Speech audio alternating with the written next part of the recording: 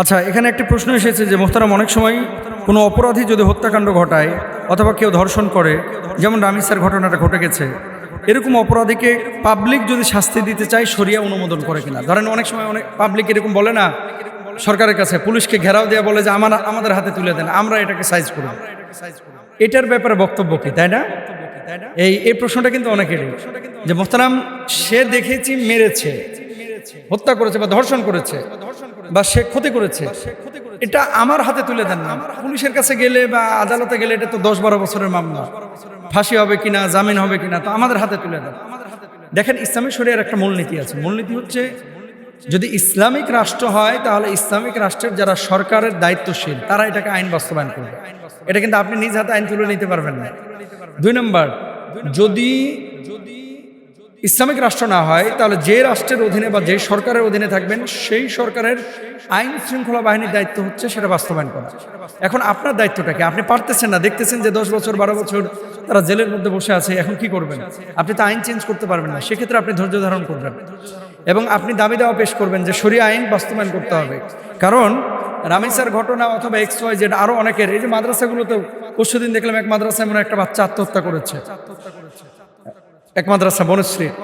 এখন আমরা তো ঢালাওভাবে হুজুরদের মানে দোষ দিয়ে দিই, সাফাই গাচ্ছি না, হুজুরদের বিপক্ষেও তো আমি কথা বলি, আমরা কথা বলি, যেখানে অন্যায় সেখানে আমরা আওয়াজ তুলি। এখন কেউ যদি অপরাধী হয় তাকে সরাসরি শাস্তির জন্য এত লং টাইম বিচার ব্যবস্থায় না নিয়ে এসে সংক্ষিপ্ত সময় শর্ট টাইমে কিভাবে কার্যকর করা যায় সেটা হচ্ছে রাষ্ট্রের কাছে আপনারা দাবি তুলতে পারেন।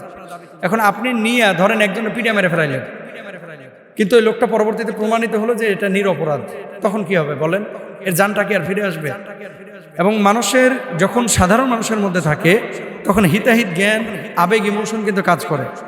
দেখাচ্ছে এমনভাবে মারলেন একটা নিরপরাধ মানুষকে, আসলে ও খুন করে না, করছে আরেকজন, আপনি তাকে মেরে ফেললেন। এতে করে কি হবে? চরম বিশৃঙ্খলা হবে। এই জন্য শরিয়া লটা ফলো করতে হবে। এখন আল্লাহ সুবহানাহু ওয়া তাআলা কি বলছেন একটু খেয়াল করেন,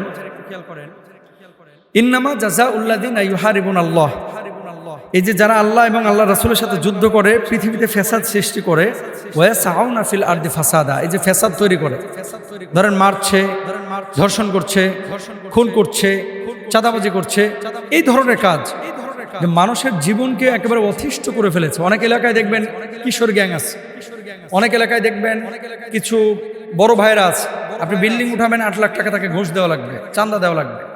কিশোর গ্যাংয়ের অত্যাচারে আপনি ওই এলাকায় থাকতে পারতেছেন না, আপনি খালি অভিশাপ দিচ্ছেন। এরকম কিন্তু অনেক সময় হয় ভাই। তো এদের শাস্তিটা কি? এই জন্য ইসলাম খুব স্ট্রিক্ট। আপনার জানমালের যারা ক্ষতি করবে এদের ব্যাপারে ইসলামী শরিয়ার সুস্পষ্ট বক্তব্য। 1 নম্বর, রাষ্ট্রের দায়িত্ব হচ্ছে আইয়ুকাত্তালু, তাদেরকে হত্যা করে ফেলুক, এটা দায়িত্ব হচ্ছে রাষ্ট্রের, আপনার না। আও ইসাল্লাবু, তাদেরকে শুলে চড়ানো হোক, শুলে। এখন তো শুলে চড়ানো নাই, ফাঁসিতে, তা আপনি ফাঁসিতে ঝুলে দেন তাদেরকে। আও তুকাত্তা আইদিহিম ওয়া আরজুলুহুম মিন খিলাফিন আও ইউনফাউ মিনাল আরদ, অথবা বিপরীত দিক থেকে তাদের হাত পা কেটে ফেলা হবে। এরপর বলা হচ্ছে আও ইউনফাউ মিনাল আরদ, এবং দেশ থেকে তাদেরকে নির্বাসিত করা হবে। যালিকা লাহুম খিজুন ফিদ দুনিয়া ওয়া লাহুম ফিল আখিরাতি আযাবুন আযীম, এটা হচ্ছে তাদের দুনিয়াবী শাস্তি, লাঞ্ছনা। আখিরাতে তাদের জন্য চূড়ান্ত শাস্তি আছেই। এজন্য আসলে আপনারা অনেক সময় বলেন থানা ঘেরাও দিয়ে যে আসামিকে আমাদেরকে দিয়ে দেন, এদেরকে আমরাই সাইজ করে ফেলবো। হ্যাঁ, পাবলিক যখন নিজে কন্ট্রোল করতে না পারছেন, নিজে যখন পাবলিক মানে মেরে দিচ্ছেন, সেটার বিষয় ভিন্ন। কিন্তু আবেগ, ইমোশনের জায়গা থেকে আপনাদের কাছে আমাদের রিকোয়েস্ট, প্লিজ আইনকে কেউ নিজ হাতে তুলে নিয়ে নিজেরা কখনো বিশৃঙ্খল আচরণ করবেন না। এখন আপনি বলবেন যে আমরা কি শাস্তি চাই না? অবশ্যই আমরা শাস্তি চাই। গোটা বাংলাদেশের মানুষ, বিশেষ করে যারা ইসলাম ফলো করেন, যারা নামাজ কালাম ফলো করেন, আপনারা প্রত্যেকে আওয়াজ তুলেন ধর্ষণ, খুন, রাহাজানি এগুলো থেকে বাঁচার জন্য অবশ্যই শরিয়া আইন এটা বাস্তবায়ন করা দরকার এবং প্রকাশ্যে। এছাড়া এদেশে শান্তি আসবে না, এছাড়া এদেশে শান্তি আসবে না, আসার সম্ভাবনা। কারণ আজকে 50 বছর 52 বছর হয়ে যাচ্ছে এই দেশের বয়স, শান্তি আমরা দেখছি না। খুন, ঘুষ, জেনা, ব্যভিচার এগুলো বাড়ছে ডে বাই ডে। থামবে কবে?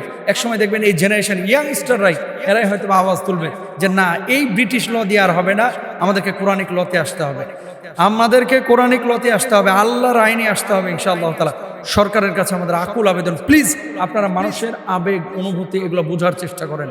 আল্লাহ বুঝদান করুন।